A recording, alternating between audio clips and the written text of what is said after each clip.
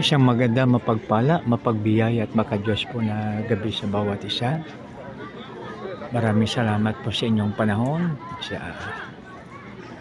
upang mapakinggan ang magandang balita. Dito na po tayo sa mga awit 36:1. Kasalanan man nangungusap sa puso ng masasama.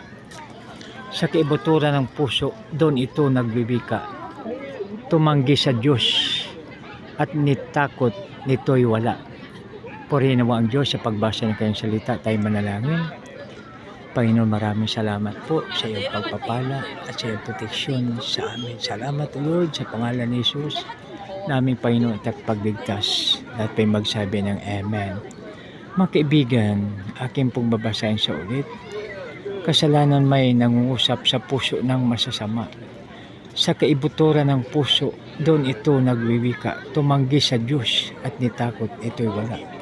Mga kaibigan, tingnan po natin na sa atin pong pagtulog.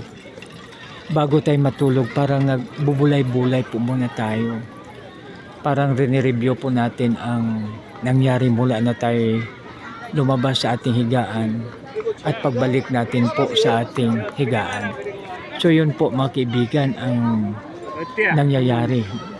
Kaya ang nasabi dito ng ating salmista, kasalanan may nangungusap sa puso ng masasama. So ibig sabihin na tayong tao ay pag tayo ay may nagawang kasalanan o kaya paglabag sa bago tayo magtulog ay naalaala po natin.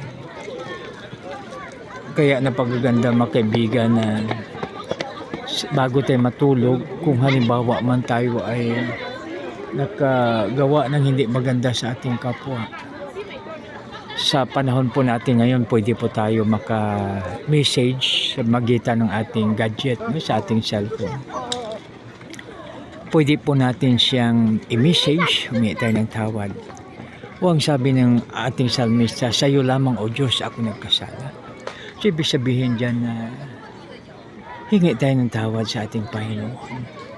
Subalit pag mayroong pagkakataon na kausapin natin ang ating kapwa na kung saan tayo nagkagawa ng hindi maganda o nagkasala, so gagawin po natin kung mayroong pong pagkakataon. So pwede natin i-message, pwede nating puntahan, magsabi po tayo ng very sorry, I'm very sorry dahil sa nagawa kong hindi maganda sa iyo.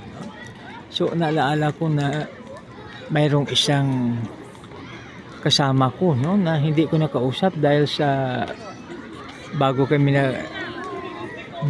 nag-meet ng aking pinsan, kaya ang ginawa ko, nag-message ako at nag-sorry. So kaya yon mga kaibigan. So ang pinakamatapang na tao sa balat ng lupa ay ang umaamin ng kasalanan at humihingi ng tawad anumang kasalanan na gawa. Isang magandang gabi po sa lahat. Tayo na po'y manalangin. Panginoon, maraming salamat po. Maraming salamat po na sa iyong salita. Tulungan mo po kami na aming maalaala ito at aming ma-share po sa aming kapwa. Panginoon, maraming salamat. Sa iyo lamang ang kapurihan at kalutian, O Lord. Sa pangalan ni Jesus na aming Panginoon tagapagligtas. At po'y magsabi ng Amen and Amen. God bless us all.